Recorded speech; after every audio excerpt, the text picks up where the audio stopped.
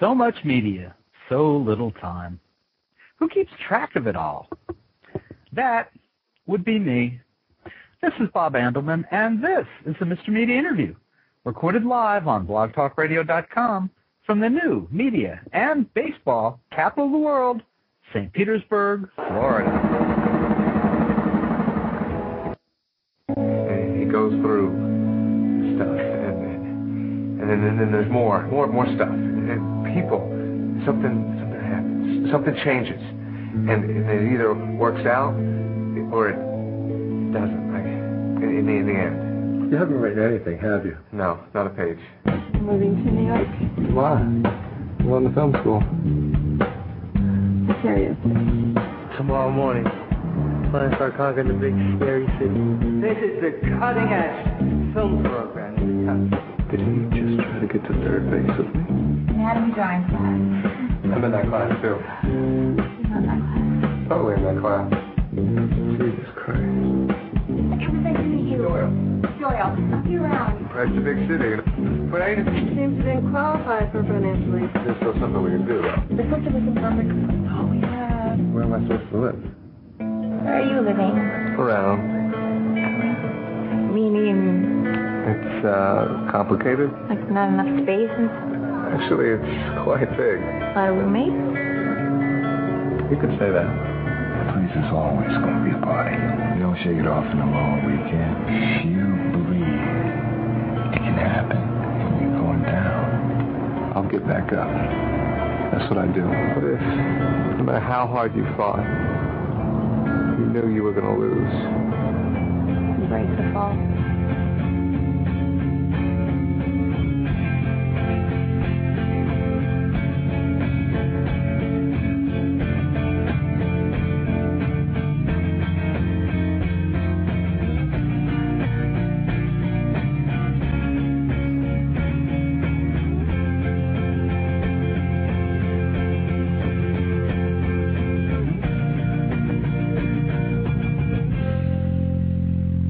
I'm interested to see how it turns out. Yeah, me too. That was the audio from the trailer from a new movie called Around by a young filmmaker named David Spaltro. Now, I get pitched on an awful lot of potential interviews. This one caught my attention, and it goes something like this. My name is David Spaltro, and I'm an independent filmmaker and producer from New York City. Last year, I completed my first feature film, Around. It was a labor of love about a young man with a dual life living out of Penn and Grand Central stations while going to film school, based on my own personal experiences a few years ago in this city. 21 shooting days, 190 locations all over the city, self-financed and done for $175,000 on 40 credit cards. No, seriously. I may have caused the fiscal crisis. Sorry. I'm writing you because I'd love to send you a screen or DVD. I think, as someone who is an avid lover of film, the story will really hit home. I think because of the struggle to make the film, the whole do-it-yourself approach with no previous experiences or resources to fund, make, and distribute a feature film in 2 years, and now to see it out there and in these rough economic times, what the story stands for would make for an interesting and inspirational piece, especially concerning the two lead actors, current L.A. transplant Robert Evans and New York City actress Molly Ryman, two amazing talents who are on their way to breaking through. So that was the end of David's letter. And then I watched the movie. It's a little rough around the edges, but undeniably endearing and as personal a film as one can imagine. Which brings us to this moment. David Spaltro, welcome to Mr. Media. How you doing, sir? Can you hear me? Yeah. I should explain. We had some technical difficulties with the entire network. It crashed as we were originally starting this interview, and so things were a little haywire. So I apologize for that, but I'm delighted to have you on the show. Oh, thank you so much. I think I have to apologize. I'm a little bit of trouble. So you have me on, and everything will just completely crash around you. Okay. Well, I'll take the responsibility for that. I think, because right now I'm in New York and it's starting to snow, and I figure that's my fault also. So feel free to put the blame my way. At least the techs will be heartened to know where to point the blame. And listen, while you're taking blame for stuff, first of all, thanks so much for ruining this country with your abusive use of consumer credit. Yeah, I think that's something I like to say so I can have it on my resume, but it's probably not my fault. If anything, it makes me feel better because I'm not alone. Apparently, I thought I was the only one rocking over $100,000 of credit card debt, but apparently I'm in good company. It's I do hope you're proud of yourself. I'm very proud of the people I worked with in the film and the work, and I mean I'm humble about it, definitely. So but I definitely I appreciate my place in being able to show you a film and everybody else a film, especially one that was kind of a labor of love, and the people that I was able to work with. I'm very proud of that. Yes. Well, I want to come back to this. We will talk about the film, but I got to ask you, why do filmmakers feel empowered to run up their credit cards? I mean, why not do the honest thing and rob convenience stores? Go where the money is. Oh, I mean, no one's ever claimed me to be honest ever, but considering I probably lied to get most of the credit cards, but yeah, I definitely went a different route to start with. I didn't always say, hey, I'm just going to put it on the Spaltro bank account, so to speak. We went to get funding, and we got very close. We pushed the script around. I was cold querying just the same way that I did for you, agents of actors that I was interested in, trying to get a name attached and trying to get small companies to put up a little bit of financing because I thought we could still do it low budget, but a little bit more than $175,000. But the writer's strike and the upcoming possible SAG strike, sort of, agents were very leery to have their talent attached to anything that wasn't definitely greenlit or going through, and I didn't exactly have any stature in the industry at the time, so it didn't come through, and I figured I had people already involved in the film, and it was just something I knew that if I had to do it on my cell phone camera, I would do it. So. That would be, from what I see, that would be Doonesbury style, right? Isn't that way Mike Doonesbury's daughter did it in the comics recently? She did a whole documentary film on her iPhone. Oh yeah, I mean, I think for any filmmaker, that's if it's something you really care about and something you have to do and want to do, you'll do it that way because it'll get done, and it'll still be something special because it'll come from you, How do you deal with all that? I mean, yeah, and it's interesting. You probably could not get that kind of credit today the way things are. So how are you dealing with that credit? I became an underground fighter, and I fight off my credit card now. I think once you work a bajillion odd jobs, and you find interesting places to sleep, and you sort of, you find yourself working so hard on the film and trying to get it distributed and trying to finish it and get it well that you don't sleep a lot, and you do work a bunch of, it's just a lot of odd jobs and a lot of work and a lot of scraping to get by and make those minimums. But for a while, it definitely was a lot scarier. But I also think right now, with the way that the country is, it's sort of, I think if things weren't as bad, I might stick out a bit. But I think because of the way things are going, I haven't really started gunning for me yet. Just one among many now, right? Oh yeah, I'm a face amongst the crowd, which is, when the banks were going under, I think while the rest of the country was crying, I think I might have been rooting it on like it was a contact sport or something. I was like, oh, Jason's going down, great. That's one person I don't know, Wow. Now, I mean, I'm sure everybody asks you personally and professionally about what's shown in the film, and that's living in Penn Station and Grand Central Station in New York. So I don't want to deny you any of those anecdotes while we're talking about, paying for the film and cost of living. Was it horrible? I think the best way that I could describe it that I've recently come up with is that it's not as bad as you think, and it's not as nice as I sometimes jokingly make it out to be. I never lived there, set up a tent. It's just sort of, you don't really have a home base. And a lot of people apparently have had that. I think everybody has that experience at least once in their life, a transitional period of different lengths, hopefully not as long as mine was. But I think the things you think would be the hardest, like lack of sleep or, lack of comfort or possessions, those are, we're human beings, are very adaptable. People do far worse and live with far less all the time. It's I think it's the other stuff, like the emotional stuff on the inside, when you feel isolated or when you feel like, you know, I mean, especially in New York City, you're living in a place of 8 million people where you're constantly surrounded by, you know, things moving, and to feel not part of that world, to feel sort of that, or the desperation or the loneliness, that's probably what I think gets to you the most. That's the real homelessness. Because you can have, I mean, I think that's what I try to say in the film when I say it's a film about, you know, trying to find home. It's not just, the main character's not homeless just because he doesn't have an apartment to go into. It's because he doesn't feel comfortable or safe or around the people. You know, he can't relate to these people. He can't make connections. That's the homelessness. Mm. And you know, I bring that up because it's you know, it's a central thing that runs through the film. But I mean, you paint and for anyone just joining us, the film is basically autobiographical, if not completely. But you paint a pretty bleak picture of your family life in this film, and in many ways, well, yourself. Yeah, I mean, I think you have to be, you know, and it's very autobiographical, and not just in a, this happened and this person said this. It's very much, and I think, I mean, like all work, I guess, if it's artistic, should come from that place, from inside you, should be a piece of you put up there.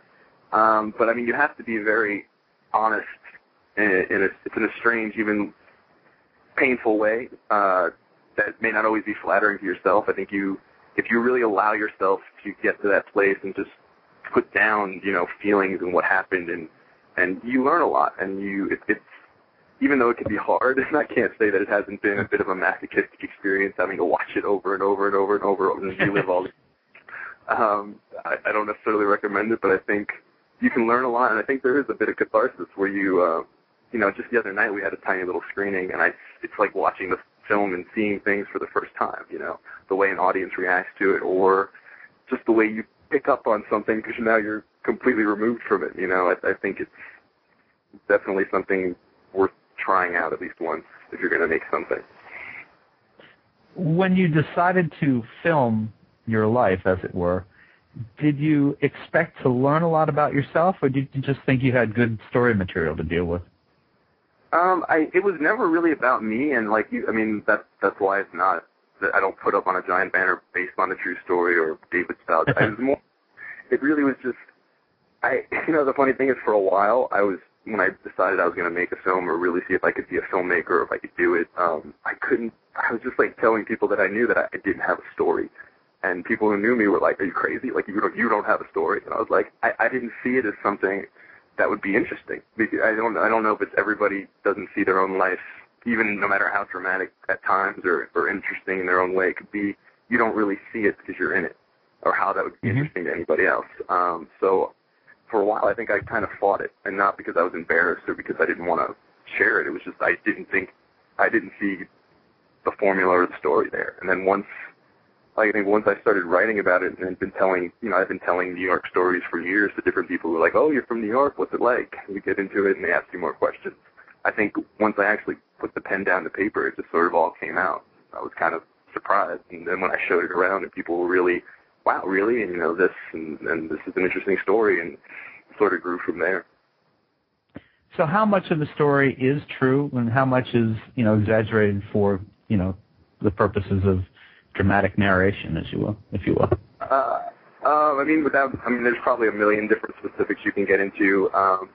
I would say that it's 90% accurate. I mean, it's a narrative structure of the film. I think my own personal belief is that once you start writing anything or creating something, it's fiction just for the sheer fact that you can only tell, you know, events and memories from your own perspective, you know, and that's another reason why I don't name the character David Spaltro. I name him Doyle Sims because, you know, it was never really about this is my life and this has to be this. It was always more about trying to relate feelings and emotions and sort of give a love letter to certain places and people in my life. You know, like the main character, the love interest of the main character, she's based mostly on one person, but there's also, you know, smidgens of other people in there. The mentor character, the homeless character Saul, he's based mostly on one person, but there's also a couple other book dealers and people I knew from all kinds of walks of life that you sort of inject, you know.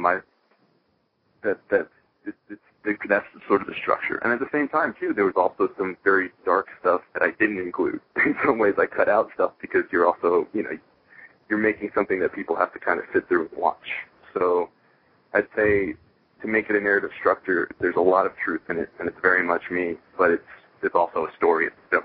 You have to smush it together. Mm-hmm. Tell me about the actors, Robert Evans and Molly Ryman. Where did you find them, and why did they agree to do the work?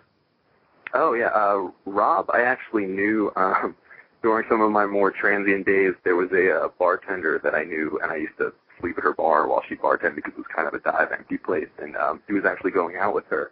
And I had randomly met him, and we sort of become friends through her, and I told him that I was writing a script and I wanted to make it. He was an actor, and of course, as an actor, he heard I was making a film, and right away he's like, can I audition, or can I read it? And I was like, yeah, sure. And as I was writing it, Rob, he's he's an extremely talented actor, and I always knew that, and I liked him as a person too, but he's the complete opposite of me. He's from Alabama, he's from this giant, he's a good old boy, he's got, he doesn't really have a strong accent, but, he's a very, because he's from the South, I guess, a very slow and thoughtful speaker, and very sort of, you couldn't find a more opposite person, so I never saw him playing that role, and then I couldn't really find anything else for him to read for, and it wasn't until he, but I let him audition, and he actually helped out when we were casting the lead, Molly Ryman. We saw 30 New York City actresses in January of 2007, and he and Marcel, who plays Logic in the film, they sort of, helped read with the actresses, and one of the girls didn't show up. Him and Marcel started reading a lot of scenes together from the movie just for fun, and they really started getting into it, and I think Marcel pushed him on a particular scene where they have sort of an argument, and from that, I felt like, wow, it's like he could do it, and I knew, jokes and stuff like that, anybody, if the joke's on the page, you can tell a joke, but the dramatic stuff and being able to go from funny to sad to putting on masks to, I thought he had the chops and the ability to do it. Molly was too, because we saw so many actresses, and she's just got, other than just being classically, painfully beautiful, there's something about her that is very genuine, and when she walks in a room, lights it up, and I thought it would be they had very good chemistry, and it was a good balance for them. How long did it actually take to make the film? We had 21 shooting days over 26 days, so from, I believe it was September 2nd to September 28th. So only 21 days. We were doing like 3 different locations a day. Sets were being built overnight. I had have a great crew, because basically without them, you'd have nothing. We had to build a hospital overnight. You'd show up on set, these people were up all night painting somebody's apartment room and getting props, and, they were great. You couldn't ask for a better team. Have you, had you ever been responsible for managing such a group of people like that before? And how did, if not, and I'm guessing not, how do you get a grip on that quickly? You hire a really good producer.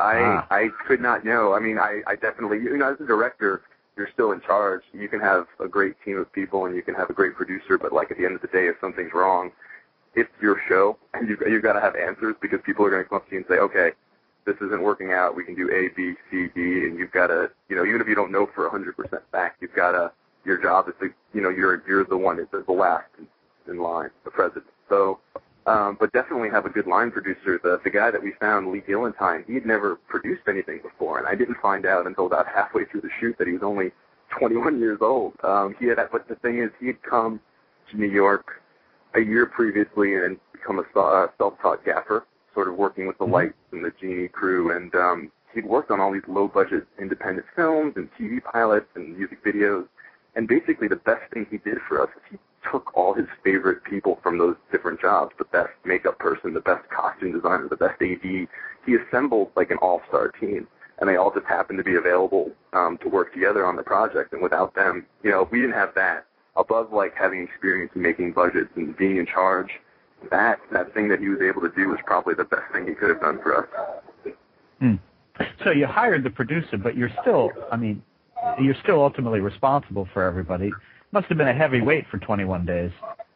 Yeah, no, you would have long, very, very long days as a director. You know, you're the first one, hopefully on set, and one of the last people to leave. I would take the hard drive home every night and, you know, have to render out all the clips because we were shooting on HD on a hard drive and make sure that everything was there. I don't think I slept for about a month, or probably a year, because then I jumped into post right after that. But I think I started sleeping last week. It's been good. I've missed it. Yeah, I mean, and you're in charge. You're always, no matter what you got, you're always in charge. What? So you're watching this film now. You changed the character. Rob Evans plays Doyle Sims, basically David Spaltro, but not. Yeah. What kind of direction do you give him during the filming of the movie to say, no, that's not the way I would have done it, or you know? Well, I don't think I was ever. I think one of the things I tried to stray away from was, you know, there's definitely a certain vibe that I hopefully put in just in the script for the character that you could pick up on, but I didn't want him to do an imitation of me. One, because I thought it'd be better for him to like bring a little bit more of his own take to the character and just work with the lines, but also because I would find it very, very irritating, which I did when he started doing imitations of me, where he would be like, you know, David, when you do this, you move your eyes like that, and I'd be like, don't ever do that again. You know, like it's surreal. But I think the thing that I really had to break into him is just sort of the rhythm of the character and the way he talks and the way he moves, because it's not that Rob is very rigid or he doesn't know how to speak eloquently. It's a completely different pattern. So what I would do is I actually gave him some hip-hop mixtapes because of just the way certain rappers sort of have just a general flow of speaking to sort of break him out of his way of speaking and keep him from doing dramatic pauses that wouldn't really fit for this character, and just sort of give him an off-the-cuff kind of immediacy or urgency in the way he speaks. And what about Molly? What would how would you keep her, to the script and what you had in mind, as opposed to maybe she had some other ideas? I think the most important thing I did is because I had known Rob and I was familiar with Marcel and a couple of other actors in the film, Molly was somebody that I had met at auditions, and I think I invited her for some coffee so we could talk about the project and just get to know each other before we jumped into this thing. And I had rehearsals between her and Rob for a couple of weeks before shooting. Like once a night we'd meet and go over stuff. But I think I asked her simple questions like whether or not her character actually loves the main character, or just certain things, and I allowed her to bring, there's a lot of similarities between her as a person that work for her character Allison, and I think she was able to tap into that and bring that to it. So I don't think I ever had to. She was never really on the wrong path, and she also brought a lot of great stuff, a lot of improv stuff to the project. Some of the funnier. She's a very, very funny person. You look at a beautiful girl and a talented actress, and she's definitely got the girl next door look, but you wouldn't say, wow, she's going to be really funny. And she had up the stitches. She would throw up various lines that are in the film and just knock it out of the park. So I think she brought a lot of humor and some dark corners to the character that needed to be there to sort of not just make her the girlfriend or the oblivious girl who doesn't know what's going on. Mm-hmm. Now, Ron Bryce as Saul was interesting. He kind of drifts in and out of the movie at different times. Speaking of bringing some attitude, he definitely is kind of a taste of reality for Doyle. Yeah, definitely. Okay, I can talk. And then Ron. Well, I'm sorry. Go ahead, please. What were you going to say about Ron? Oh, I was going to say Ron was actually I hadn't actually known his work. He did an independent film called Fresh in 1994 that had gotten a lot of acclaim, and Rob actually was a good friend of his. They had done some theater in New York, so he recommended him, and I liked him a lot. And I think he definitely, what you're saying about bringing some attitude, and there's an unpredictability about his performance, and also about Ron as a person that I think really, that's probably why you noticed that a lot. It was, it was interesting because I thought, watching him, I was reminded of Samuel L. Jackson in, I think it was Jungle Fever, where he played the cokehead. Oh, yeah. And I thought, you just don't know what's going to come from this guy at any minute. He could be given real street and real attitude, or he could be at some rare time expressing some real interest and concern for Doyle, and it was an interesting relationship. Now, who I thought had a really tough role in this was Berenice Mosca, who played Doyle's mother. That was an insane role. I wanted to ask you about both her as the actress, but also you're going to have to tell me about the woman who inspired that role. It's just that was pretty strong stuff. Yeah, no, I mean, I think Berenice, that is a very difficult role because, there's a lot of, in some ways, unsympathetic stuff that is being said and being done, but I think, I don't see, it's kind of like they tell people in drama where it's like if you're going to play a villain, you don't see them as a villain because no one ever sees themselves as a bad person, and I don't think the character is a bad person, and I don't think some people have been like, wow, she, wants to destroy her son, and she is so angry, and I think that's what it is. She's angry and she's sad, and there's a lot of misplaced emotion, and I don't think, but I wouldn't call her a villain, and I think that's the hardest part of playing that role is that it's, there are times where it's just, there's a bit of lunacy and there's a bit of just real pain. I think even more than just being crazy it's just pain, and I think especially in some of the later scenes where they really start to be honest with each other and really start to I think it's just representative of, I think obviously different extremes, there's worse and there's better, but I think everybody has those family moments, with a parent or with somebody else where there's just, where there's so much love and so much familiarity with each other and so much connection, there's also this there's really nobody that knows how to push your buttons more than your family, and I think that's probably why, and they're very similar. I think the character of Doyle and the character of Mother they're very similar people in weird ways, except Doyle is trying to sort of deal with his demon and escape his demon, and the Mother character just kind of never did. So I think from my own personal experiences, there's definitely been that. There's definitely been those moments, and I think I was able to sort of channel into that as much as I could, but also be representative of the way that everybody sort of goes through that, the same way that everybody sort of goes through a homeless phase, in a different way. Now, I guess I have to ask you: did your mother actually pass? No. That is one of the. That was sort of the reason that's included in the film is to sort of close out the relationship between them. All right. Yeah. But it's. Thanks for giving away the spoiler of the movie too. I'm sorry. Sorry, no, folks. I didn't hear that. I'm completely teasing. I'm completely teasing you.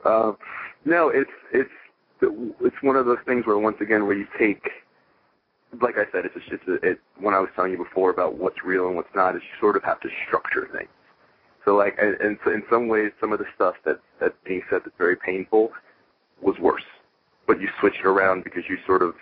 It's a movie, I could make, I think the first draft of the script was something like 300 pages, which is kind of unfilmable, unless you're Lord of the Rings, and I certainly am not Lord of the Rings. So, once again, taking the feelings and taking certain memories and moments, but then also wringing them out and squeezing the juice into a narrative structure. And that's why it's an autobiographical tale, but it's not a biography or autobiography. Is the real David Spaltro mother anything like this woman is painted? I have to ask because it's such a cool. No. I mean, I completely understand. There are parts, but there's also. I mean, that's the hardest part is because I love my mother and she's a great person, and it's painful because you sort of take. I mean, you can't. It's not her story, so I could make an entire movie about that character. I think you really could, and you could show a different side. And I think there's a lot of negative stuff. So for me to say that, yes, this is my mother, it's hard because there's so much bad stuff that I don't want that to be painted. Because I think, like I told you before, I don't. A lot of people have been like, that's the villain, and I don't see that. I see it more as somebody who's going through their own stuff that sort of comes out. But I mean, that's definitely there. Has your mother seen the movie? Yes, she has. Yeah. My mother's great because my mother, I believe my mother's main response, and she liked the movie. My mother's main response though is, I never left you anywhere. That's the only thing. So that, I mean, that gives you insight more than me trying to explain what is this and that. That is my mother in a nutshell. You know. Got it. All right. Well, how long have you, the real David Spaltro, wanted to be a filmmaker?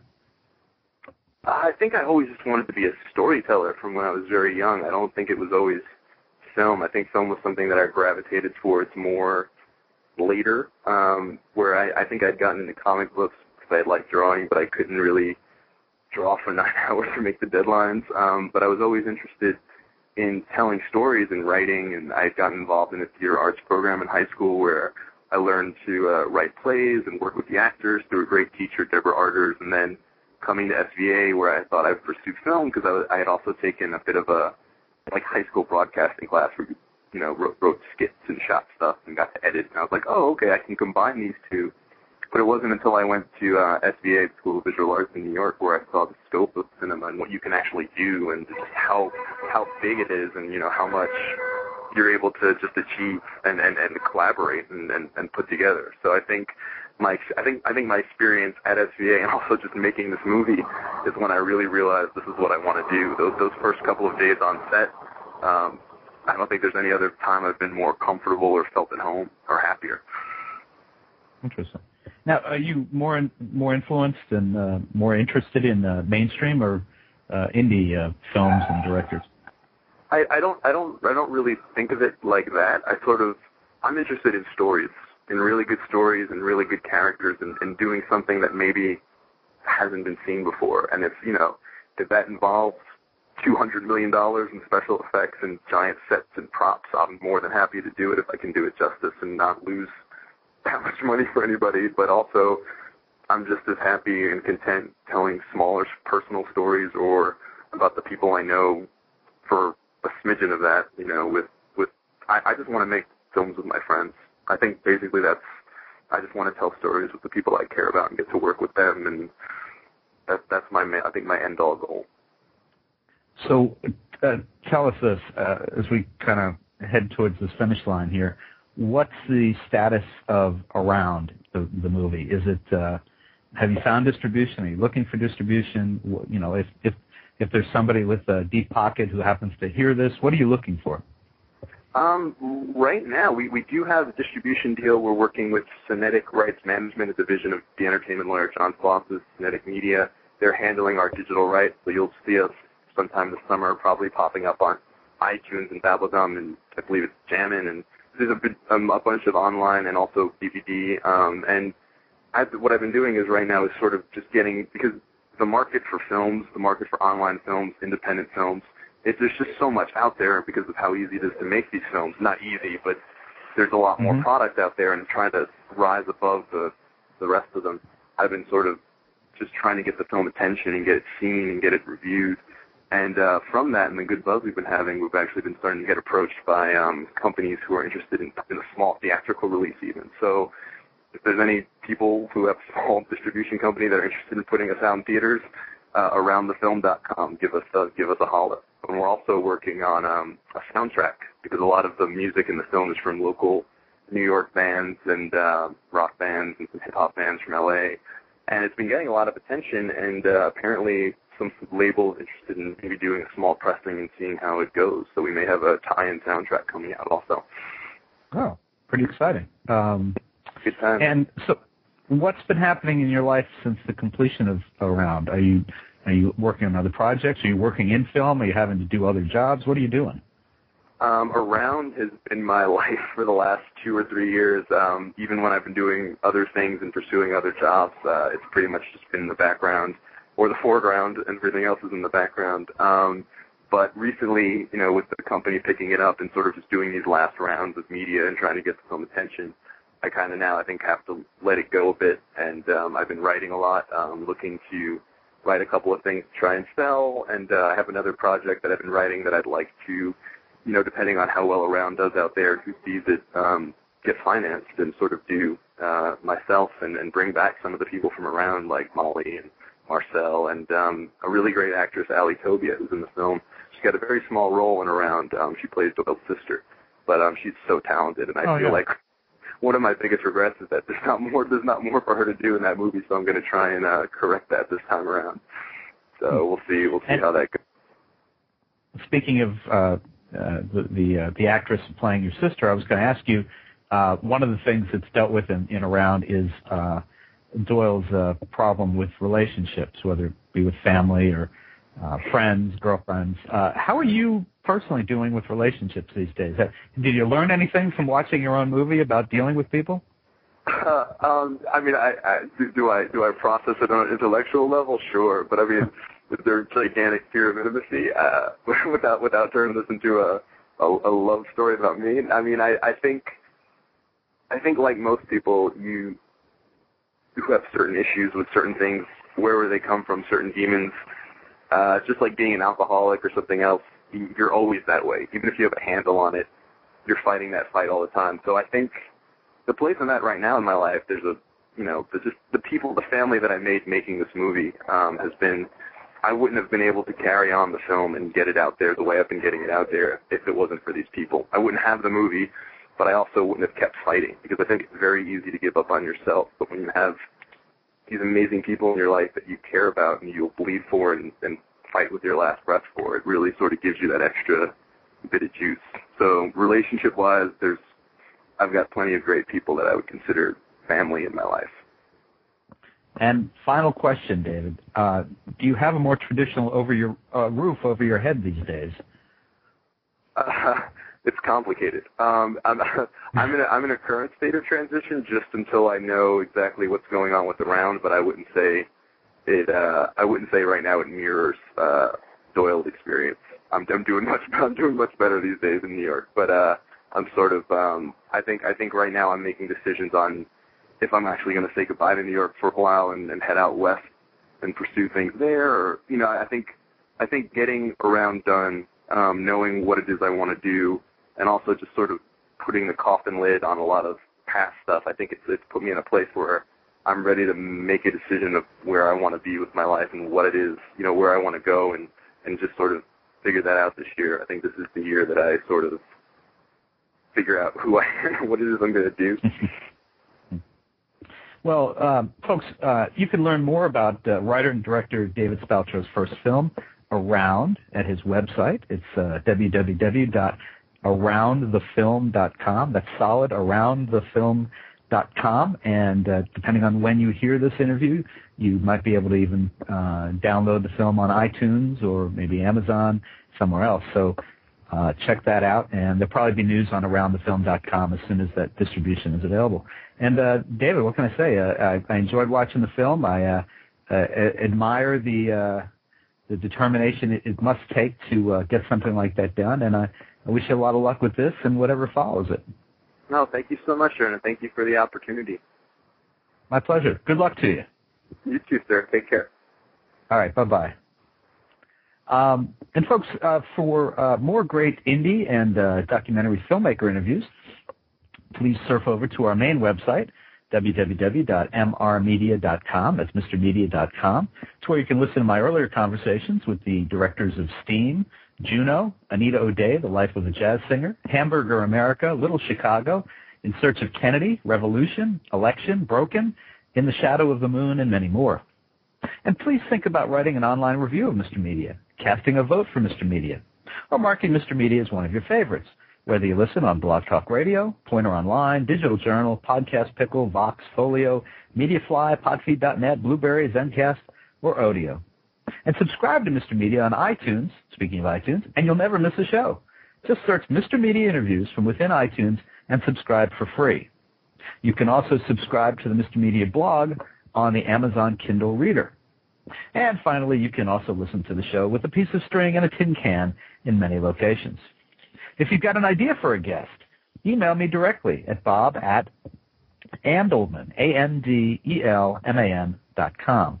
You can also follow me on Facebook or on Twitter, www.twitter.com/Andelman. Thanks so much for joining us today. I really appreciate you sharing a piece of your day with good old Mr. Media. Talk to you again real soon. Bye, everybody.